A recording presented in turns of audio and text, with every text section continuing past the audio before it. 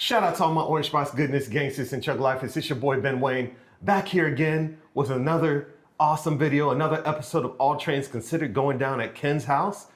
This time, we're talking about our part 3. This is going to be covering those intricate details that Ken loves so much. This is really what his layout is about. So if you've seen part 1, that's a full tour. Part 2 is talking about some of the tech, how the layout runs, the brains, the computers. Part 3, details. Ken, take it away. The finer details. Welcome back. I'm very excited for you guys to all tune in again. Ben is here to talk with me about the details. The devil is in the details.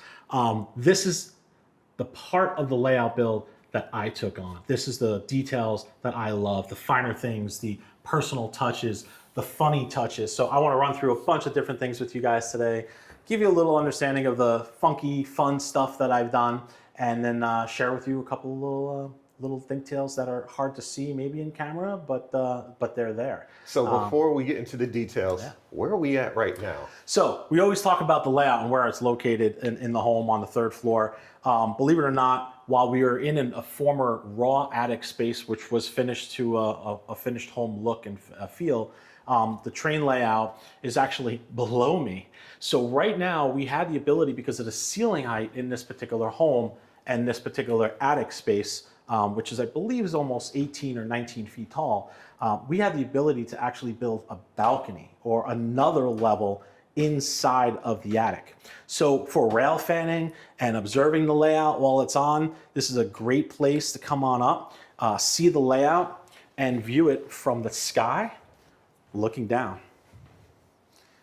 Another smart thing I think we did with the contractor when we were outfitting this level of the house is have a glass type of banister and railing here, right? So keep everyone safe from falling off for the kids and such, but also being able to have that crystal clear, so no matter how big and how small anyone is, they can come up to the 4th floor technically, look down onto the 3rd floor, and see the entire train layout from an eagle's perspective. And it's helping me get some awesome shots because I can see straight through that glass. So Ken, why don't you come on down and walk us through the details? Absolutely. Happy to. All right. So, like I said, one of the things that I loved was scouring the internet, looking on eBay, checking out Etsy, finding the latest and greatest from Woodland Scenics and Menards, and really just kind of picking out things that I thought were cool, unique, interesting, exciting, fun, interactive, whatever it may be. So I'm going to throw the layout on. You all know how I control my system from our smart house. I'm going to hit the Control 4 app, get in there, turn the layout on, and from there we'll get into some of the details. So one thing I did find, which I thought was kind of cool, never saw it before, wasn't even looking for it, kind of stumbled upon it. I believe it was on eBay.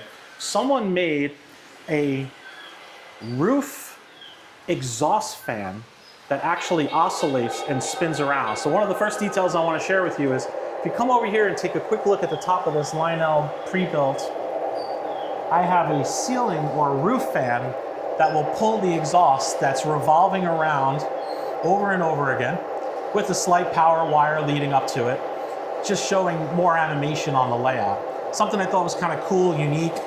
Probably wish I put them on more roofs, especially in New York City, because they are everywhere.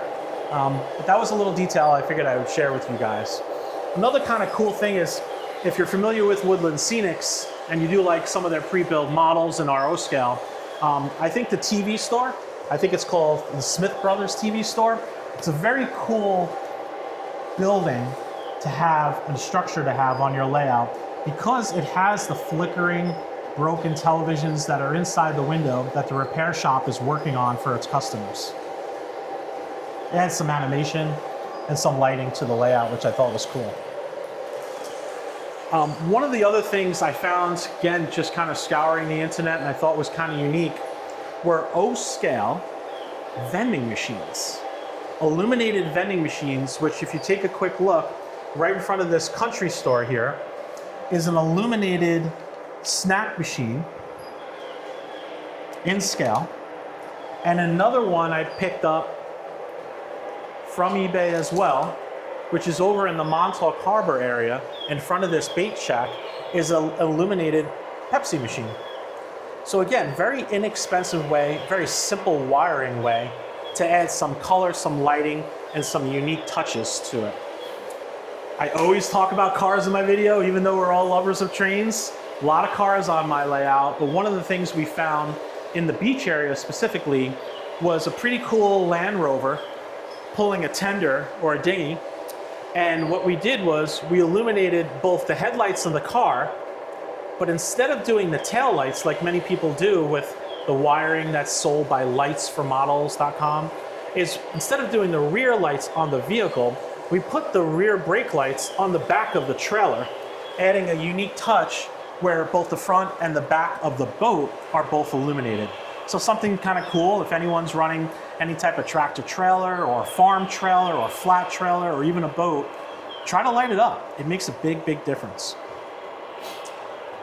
While we stay in the harbor, one of the other details I could show you is that we took the classic Lionel boat that has both foghorn as well as operating smoke.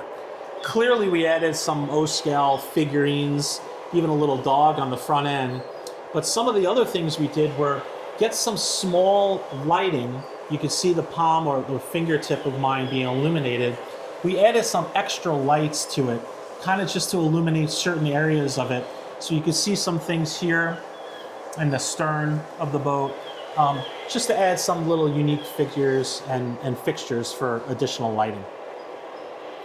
Cool. In the beach area where we are right now, it's pretty obvious to see that we have some lounge chairs, and you kind of come across this little pier. Somebody, again on eBay, has a model where they pre-cut all of this. You could purchase it disassembled and put it together yourself. This particular one was supposed to be designed to be in the shape of a T. When we were putting it together, we wanted it to come out a little bit into the water a little bit deeper so we could have some active fishing on the edge of the pier. So when you purchase something and you see the picture and it's intended for one type of use or design or look, don't be afraid when you are actively building something to kind of change it, make it your own, try to modify it, try to improve it, and then obviously accessorize it, which again, something that I love when I was building the layout, is the details, the details, the details. Of course, to personalize your layout, don't be afraid to try to get some figurines. Hold up. Yourself. This detail is killer. Yes. So this is kind of cool. This is, I believe, from Arista, if I'm saying it right. Arista figurines, yeah. So this is in their accessory area on their website. But that is literally a coiled metal garden hose. Not the most inexpensive thing to find for such a little detail. But look how much it does. But it does a lot, not only from its color perspective, the way it lays out and twines, but it actually even has the little spigot on the top that connects just, roughly to the foundation of the home. And same company does a really good job with pre-painted and designed figurines. So always on a layout, I try to incorporate myself. There's me grilling a nice burger on the barbecue. My wife coming out the back door, saying hello to everyone in the yard. So this is the little area where we kind of think about our family spending time and so forth. Again, sticking with the car theme, very important for us when we're building a layout. There are over 13 movie cars, famous movie cars. You're already probably thinking, your head's spinning, your wheels are spinning, go, of course it's gotta be a DeLorean from Back to the Future. It's gotta be a Ghostbusters car. It's gotta be the Batmobile. I'm a 70s baby, but an 80s child. So of course, I have the Dukes of Hazzard, which was a television show that I tuned into every day. Daisy Duke's Jeep, along with the General Lee, right next to each other at the country store of all things. And then if you kind of look around, you may be familiar or recall a big hit movie that was known as Herbie the Love Bug. We all remember Marty McFly going back to the days of Back to the Future with the DeLorean. And I'm not going to spoil all of the locations of every car, but as you look through all the videos that Ben puts of our layout online, by all means, keep your eyes peeled. Make it a little scavenger hunt for yourself and see what you can find. Porsche 993 gets an honorable mention. We got some Porsches, we got some G-Wagons. If you really want to laugh, I'll give you guys about 10 seconds if you can remember this classic Mercedes-Benz convertible used in a hit movie. I'll give you a hint. I think there was 2 or 3 of the movies. And I'll give you one more hint before time expires. There is a tiger in the back seat. Anybody? Anybody figure that one out? That is from The Hangover.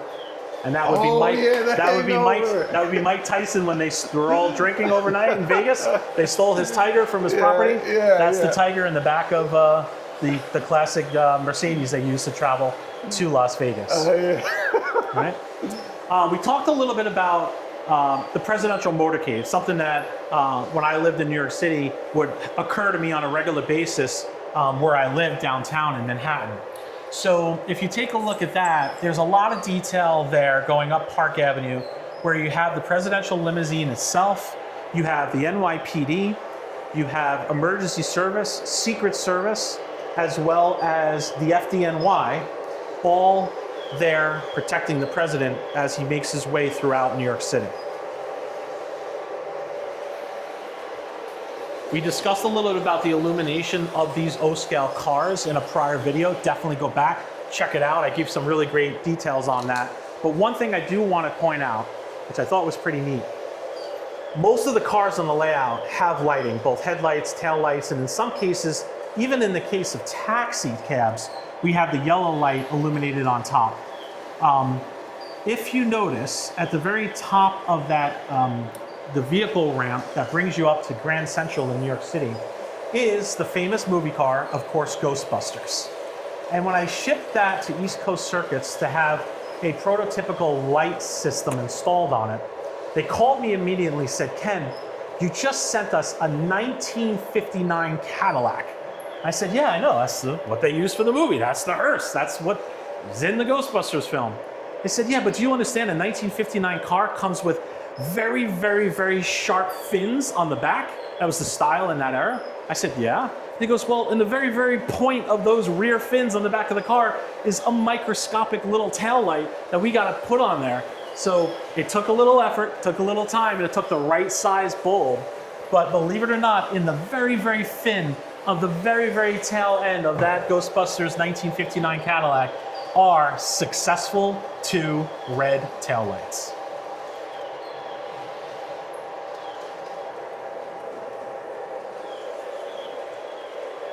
That's pretty cool. So while we're in this area talking a little bit more about cars, I did take, and I may have mentioned in a prior video, the Dodge dealership from Menards, which was pretty basic and original, and turned that into a Ferrari dealership where we altered the signage, added some lighting, and then obviously added many accessories that are related to cars, car repair, and a car dealership.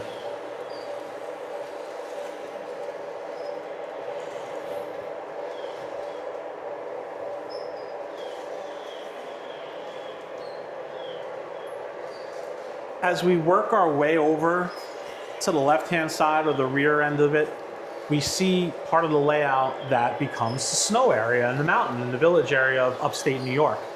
There's a lot of details here. There's a lot going on. One thing that I was pretty happy about is finding a 6-person gondola, right? Transportation from the bottom of the ski mountain to the very, very top of the summit where everyone can ski or snowboard down. So with the control panel that we discussed a little bit earlier, we do have functionality of turning that gondola on with the flip of a switch and seeing that gondola operate and illuminate, taking skiers from the bottom to the top of the mountain. Now, Ken, this is an O-scale layout, but tell us why the HO scale version of this ski lift system looks so great. Yeah, so this was a little tough decision to do, but I think it worked out in the end. There are a couple of things that are happening here. In order to force the perspective or to show that this mountain is high and distant and tall, I chose to go from an O scale, which is our standard on 90% of this layout, to having an HO scale gondola that kind of shows that this is a little bit smaller to the naked eye, showing that this is a little distant. As well as you climb up the mountain, you'll notice that the taller trees are close to you, but some of the HO scale size trees, as well as HO scale snow machines, which are high up and distant as well, forcing that perspective to feel like this mountain is a heck of a lot bigger than it is. And since we're going to play a little trick with the camera, you can focus right here on the O scale, on the HO scale. Just look at it from a standpoint of the size of my hand. And within a few feet, seeing another one, which is true O scale or proper from Lionel, seeing the difference in size. So those two perspectives as well as the tree size and as well as the HO gondola kind of forces a look to make this work. In addition, the trail lights, which are bordering both the left and the right side of the ski trail for when it becomes a little bit darker in the evening, those are also HO scale, just to force the perspective as well for that being distant. While we stick a little bit on the mountainside, one of the coolest things I didn't come up with, believe it or not, but the guys did for me while I was at work and they were working on my layout. First thing they were really proud to show me when I came home was a bunch of skiers and snowboarders at the end of their day, tired, cold, came over to this little nook, this little area in the ski resort where there's a bonfire, and that bonfire is allowing everyone to kind of warm up, get toasty, take their boots and ski pants off, and kind of take it all in while they're having some s'mores and roasting their marshmallows. I love how you just cut the lights off using the phone. That was smooth. That was smooth. Figured we'd get the full effect so you could see that. All right, you can cut him back on, so that is so cool. I also want to talk a little bit about movement or animation, right? I love that. While I'm not a person that has a boatload of accessories, the gantries, the cranes, flying helicopters, whatever it may be, there's a lot of subtle things that are constantly happening that add animation and make the layout truly come alive, in my opinion, right? So if everyone's familiar with the police department that Woodland Scenics, I believe, or Menards, I should say, makes, Yeah. you know, you can't go wrong with having that helicopter on the roof, you know, having its blades spin and adding some alternating lighting between the red and the white on the roof. And in case of a real tragedy in the city of Gotham, that helicopter will take off with emergency service personnel and fly to the nearest spot where help is due.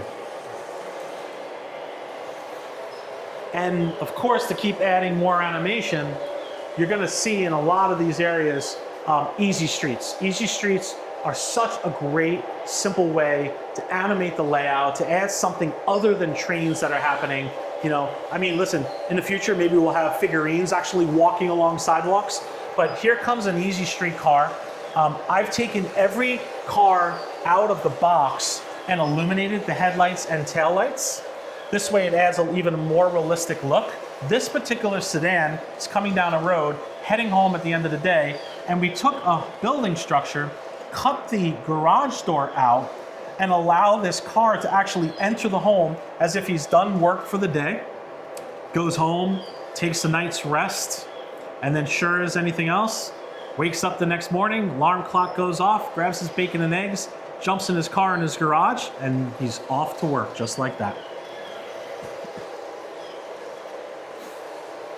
In addition to that, which started out ironically being a single lap of Easy Street, we wound up doing 4 individual Easy Streets. So you saw the sedan that does a big loop, kind of rolls around nice and calmly and heads home and enters and exits the garage. The second is an illuminated taxi cab, which is circling around Grand Central with many other stationary taxi cabs. And of course, like I mentioned earlier, headlights and taillights are illuminated just so you can constantly have that more realistic feel. The third loop is very simple and subtle, but what we chose to do is illuminate a police car, so an Easy Street that is looping around the police department with headlight, tail light, as well as a blinking light on top. So it just adds a little kind of interesting perspective around the police department, adding some hustle and bustle to the layout as well. Now, with that said, the last and the fourth and final Easy Street loop was a task in and of itself. I decided to have something very, very unique. And if anyone's from the New York City area, you're familiar with how a lot of times you kind of go below grade, subterranean, and enter the Lincoln Tunnel, the Holland Tunnel, having some type of ramp that leaves the ground level surface of the city and goes underneath. So when we were designing this layout, I kind of came up with the crazy idea to say, let's do an easy street, let's do a loop around the city, and let's make this car go down as if it's heading into a tunnel, heading to a bordering state, whether it's lower New York State or New Jersey, and then pop back up. So I'm gonna turn on, because I don't run it that often because it's a pretty long, extensive taxi. And what I call this is the wild cab ride. And this is gonna be a taxi that runs all around New York City, goes underneath the Empire State Building, pops up on a different layout, hits a return loop using a Y track, and then does the same exact layout from start to finish, reverse. So I'm gonna turn that on for you guys now. The taxi is gonna start right here, and you'll notice that when it does a full loop, it'll come back and face the opposite direction and create much more realistic randomness to the traffic around New York City.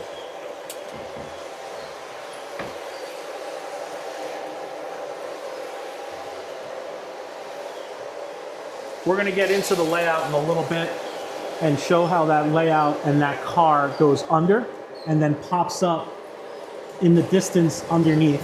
We'll grab the camera, we'll show you that, and there it comes through the portals into an unknown area which is hidden underneath the mountain, and you're going to see the car reverse, go in the opposite direction, come down below Grand Central, and pop up right over there. All right, you just tell me where it pops up. There it is. Okay. All right. You got it? Oh, I see it.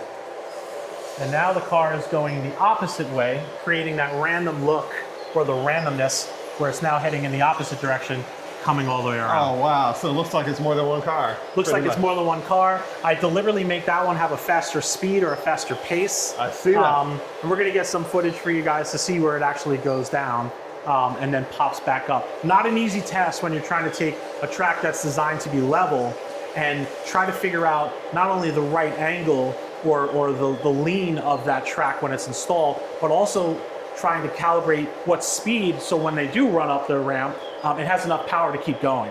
I also a big fan of Easy Streets and using the Y track. That's still available. I'm not sure if they're still making them, but there are out there. So you can have a nice, easy automatic loop back and return. Sticking with some more details, I created and talked about this a little bit in the first video, but the Main Street area, which is up here, pays homage to family members. Certain people in the family that have certain hobbies or things that they're interested in, like bookstores or tea shops or gaming rooms or even billiards lounges. So one of the details is naming a family member after all of these different storefronts, with the exception of Trainland, which is right there. Shout out to Trainland, where I got a lot of my layout equipment and trains. I paid homage to them by putting a storefront there and named it after them. So again, more details in the back. While you're looking at this right now, you may pick up a couple of other movies. Be interesting to see if anyone could pick up what those cars are from. Possibly the van that's about to come into the camera, as well as that horrible pea green metallic station wagon. Christmas family vacation. Vegas vacation, or the family truckster. All the way down to that flatbed that unfortunately caught a superhero's Batmobile that I guess has broken down and needed to be towed in.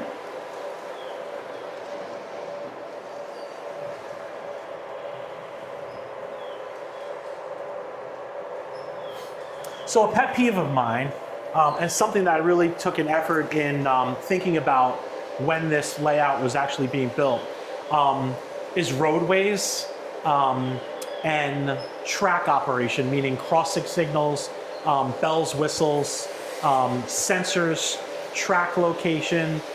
So you'll see operating crossing guards, crossing gates here that are fully functional, that pick up sensors. I have details such as train controls and poles and towers that give indication of whether it's green and safe to proceed, or red from a standpoint of occupancy on the track by trains.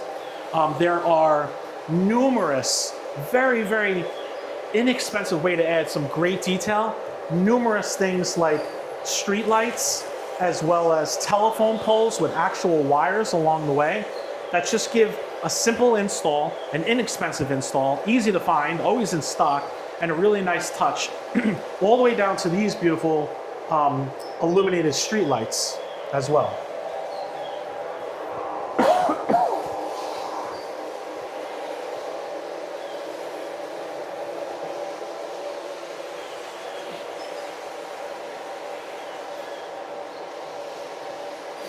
Another thing I think I find a great way, they're also great people to work with, is Miller engineering signs, right?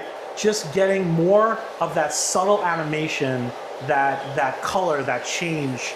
And you're gonna find a lot of Miller engineering signs. This was the most colorful and one of our favorites. So we decided to do is put the Lifesavers one pretty close by on top of the skyscraper here that covers the surround of the column. And you'll see many Miller engineering signs like the Lifesavers, including the Pabst Blue Ribbon right here on top of the building, the American flag that takes place on top of the Plaza Hotel in the center of the screen right now, all the way down to a Nathan's hot dog on the back wall, Citgo gas stations, Nabisco cookies, Wonder Bread, and Miller High Life beer, which is over in the far distant corner as well. For me, when I install these, I immediately go to that reset button that's on the control module for these lights, and I always try to get them to be extremely busy or random or very bright and flashy, so it's a quick and easy spot for someone's eye to catch their attention.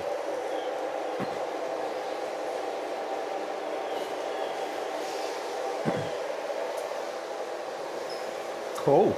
As far as other details, it's always great to grab these random packs of O-scale accessories like mailboxes, post boxes, fire extinguishers, street signs, the simple little things. Just pick up as many as you can. Pick them up in pre-packaged used ones if they're not broken from train shows and trade shows, and just get them on the layout. You know, if you could take a quick look as Ben kind of pans around, you know, we had some extra acrylic, extra water, right, that we used for the beach area. So you could see the harbor, you could see the blue water. We had some extra left over, but instead of throwing it out, what we decided to do was take the excess of the water that we had, and after our ballast was installed, we just dumped that extra water, standing water, kind of like swamp-like, just in between these two tracks, broke off some wood from the bottom of the rails and threw them in there, looking like, you know, they were left behind when the train layout was built, or in real life when the tracks were originally laid. So Ken, what about your track diameters and how do you test for that? Okay, very, very important. This is the best tip I could possibly ever give anybody who's watching this right now. Here's some great free advice. If you're starting out and you got your dream layout and you even have the design of what you think you want, I highly recommend using 3 helpful tools, and all of them are 3 trains. So when you are building radius and you're getting your turns and your circles on your layout, this is what we did to make sure that everything works. Highly recommend working with an 86-foot boxcar from Lionel, so you have a very, very large train to catch and make sure it operates smoothly around all your radiuses. From a height perspective, it helps as well. The second train I highly recommend you working with, in addition to the 86 boxcar, is 21-inch passenger cars. Always have a 21-inch passenger car. This is Lionel for the nickel plate. Have that handy on your layout from the second you lay your first piece of track. Just throw it on there with no power, let it roll around, and use the 21-inch passenger car, the 86-inch box cars from Lionel, and the third tool, like I said, all 3 are not really tools, they're all trains. If you're a lover of the Lionel Big Boy, which we all are, get that baby out of the box, get it on your track, because one thing that you're going to want to worry about, not just when you're building your layout and you care about the radius and the diameter of your turns and your circles, is your overhang. A lot of things, and I learned this the hard way, that's why I wanted to give you this tip, a lot of things that are trackside, such as structures, vehicles, pedestrians, accessories, crossing gates, street lights, street signals, signs, you name it, that big boy does a number on the turn. And when that front four kind of makes that initial turn, it could easily knock down a lot of little things that are right along the track of your layout. So my advice, if you're doing something new and you're fresh, you run those, if you just have one and one, or borrow the big boy if you don't have one, get them on the layout when there's nothing there, and always use them for your portals, for your radius, for your turns, and for your trackside placement. Best advice I could ever give. Awesome. So I think we hit the nail on the head as far as the details are concerned. That was very thorough. If you guys do have any additional questions, looks like we got somebody with a question. We got Jim in the audience. Dan, I'm going to put you on the spot. I'm all yours, This is Jim. one of the most highly detailed home layouts that I've ever seen. And as most folks know me, I've been in the hobby for 40 years. Museum quality. But I'm going to put you on the spot. Go. What would you say is your top 3 favorite accessories? Top three favorite accessories. Okay. Yeah, man, you got a bunch. Okay. I could do this. Top 3. Yeah. Okay. Well, I'll tell you what, Jim. I'll top that. Okay. I'll top your top 3. Okay. And I'll mention one thing that I didn't put on this video for all of you out there today. I have a real working water fountain on my layout. I'll point it out, and I'll use one of my top 3. So if you look next to the Plaza Hotel, just to the right, I created a little New York City park area with a lot of color, a lot of floral, a lot of trees. That is a real working water fountain. I don't have the water in there now for moisture reasons and potential algae if I'm not up here enough to keep it clean. But believe it or not, that is a Department 56, so the collectible Department 56 collection that a lot of people put out for the holidays with monuments and figures and structures. Oh, there goes our crazy cab right past us, heading downtown there. But that's a real working fountain, that Department 56 on there. I have a power switch specific to that, so I could easily go under the layout, turn that on and off, add about a cup and a half worth of water, and actually have an operating fountain, which is very prototypical of walking around the plaza in the Central Park area of New York City. So that's number 1. Number 2 details.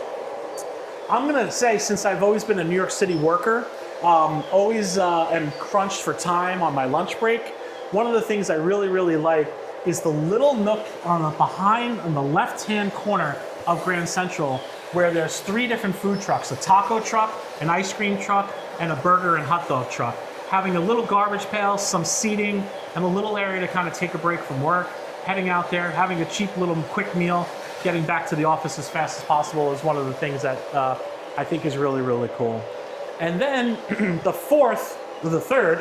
number 3. Number 3 is tough. Number 3 is really tough. But I think one of the interesting things that I'm excited for, I'll give you a curveball, Jim. It's not finished yet. Maybe you didn't even realize that.